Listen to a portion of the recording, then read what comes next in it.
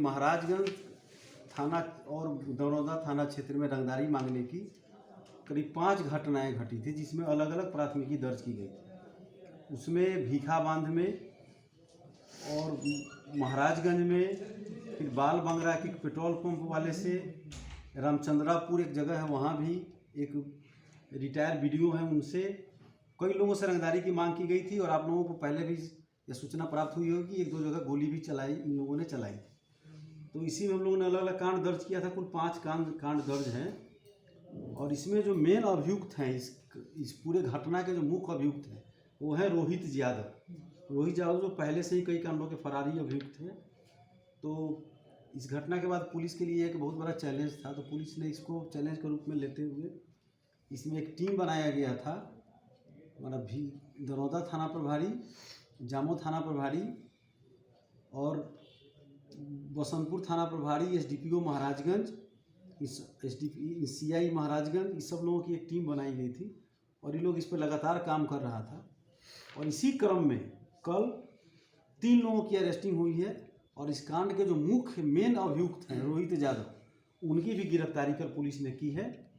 और इनके पास से 2 देसी कट्टा, 4 गोली और 3 मोबाइल, और वह मोबाइल वही है जिससे इनसे रंगदारी की मांग की जा रही थी।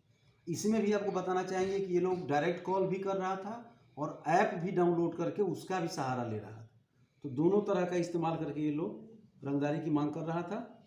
आपको जो प्रेस नोट है उसमें पूरा डिटेल्स दिया हुआ है इस संबंध में। दरौदा थाना कांड संख्या 268-22, दरौदा थाना कांड संख्या 317-22, दरौदा थाना कांड संख्या 320-22, महाराजगंज थाना कांड संख्या 301-22 और सभी धारा 384-386, 2 कांड में 27 आर्म्स एक्ट भी और 307 भी लगा हुआ है, चूँकि इन लोगों ने गोली चलाई थी।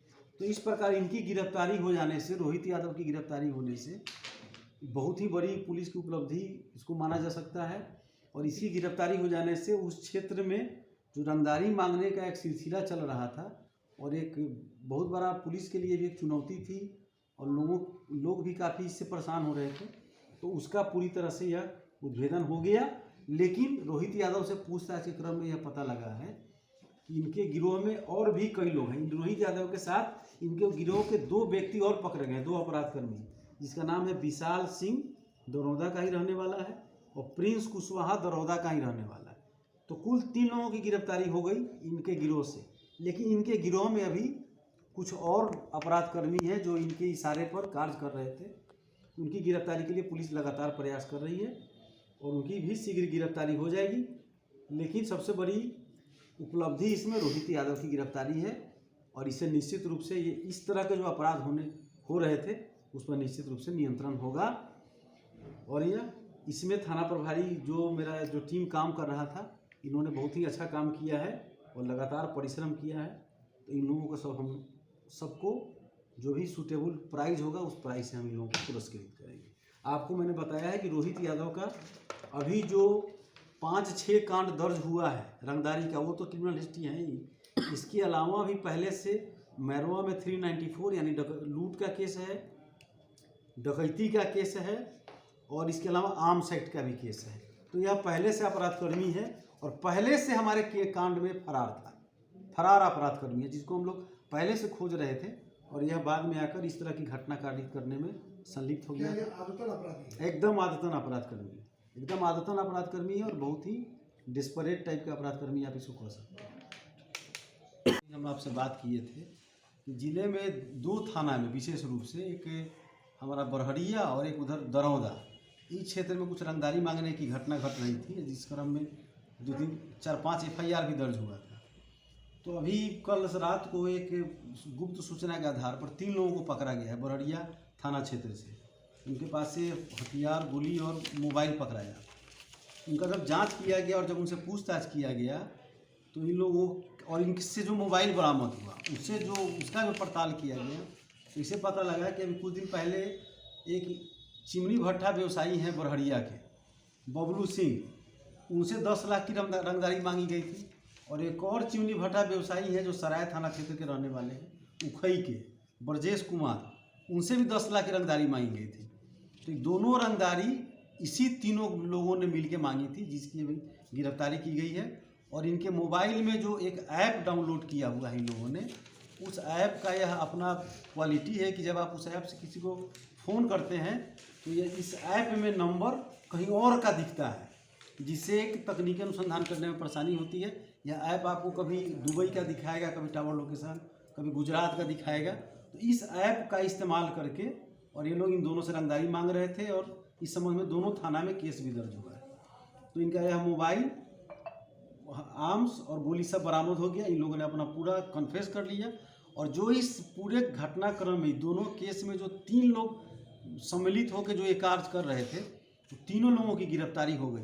तो इस प्रकार इन दोनों कांड में कंप्लीट उद्भेदन भी हो गया और पूरी गिरफ्तारी भी हो गई। जो गिरफ्तार हुए हैं उनमें एक सुदर्शन चौहान उखई के रहने वाले हैं, उमाशंकर राम जो हसनपुरवा के रहने वाले हैं मुफस्सिल थाना, और एक है सन्यासी यादव प्रेम हाता के रहने वाले हैं। इन तीनों का अपना क्रिमिनल हिस्ट्री है।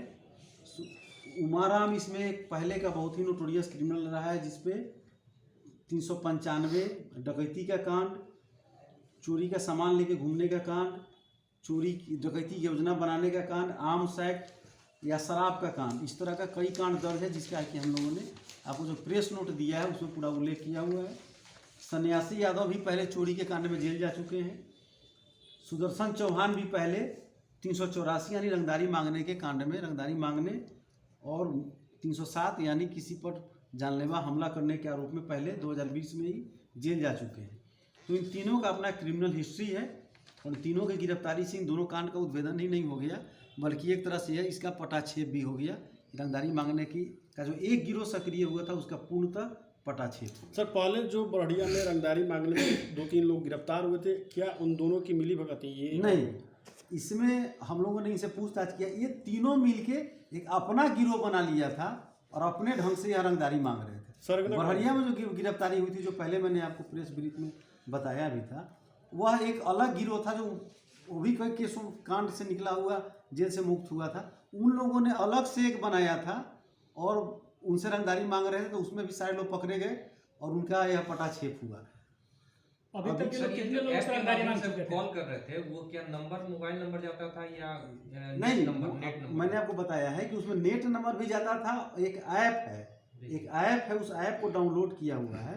उस ऐप से अगर आप किसी को फ़ोन करेंगे तो उसमें आपको नंबर, पूरा नंबर दिखाएगा, लेकिन जब आप उसको जांच करेंगे तो उसका लोकेशन आपको किसी दूसरे आदमी का नंबर होगा जिसको पता भी नहीं है। वह गुजरात का रहने वाला होगा, बाहर का रहने वाला होगा, और कभी कभी आपको नेट कॉल आएगा जो कि लोकेशन आपका दुबई या बाहर कोरिया टाइप का दिखाएगा। सर, सरगना कौन है इसमें?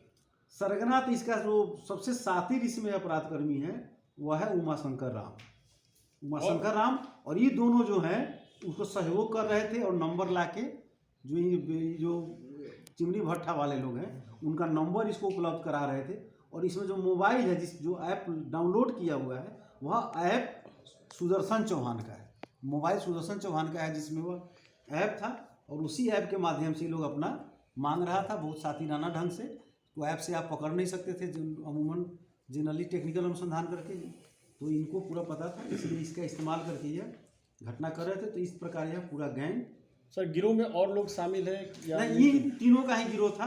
इन 2 केस का जो मैंने आपका जिक्र अभी मैंने किया है, जो चिमनी भट्टा वाले दोनों से जो मांगा, इसमें इन तीनों का ही गिरोह है और इनको किसी से कोई मतलब नहीं है। वो अपना एक बना लिया था और इनका था कि अपना ऐप से, इस ऐप का प्रयोग करके पैसा ऐंठने का। सर, तो माना जाए बरहड़िया में दो गैंग सक्रिय था, पुलिस ने दोनों का समाप्ति, मैंने एक तरह से अरेस्ट हो जाने से दोनों गैंग को पूरी तरह से ख़त्म किया गया, अब नहीं है। लेकिन अभी भी बरहड़िया में, हम आपके पीसी में ही बोल रहे हैं, अभी भी बरहड़िया में कुछ हमारे टास्क बाकी हैं। जो इस गिरोह में कुछ लोग थे उनका टास्क अभी बाकी है, पुलिस उनके पीछे लगी है और अपना हम लोग जल्दी ही उसका भी अपना जो होना है कानूनन तरीके से जो कार्रवाई होनी है वह जल्दी ही हो जाएगा।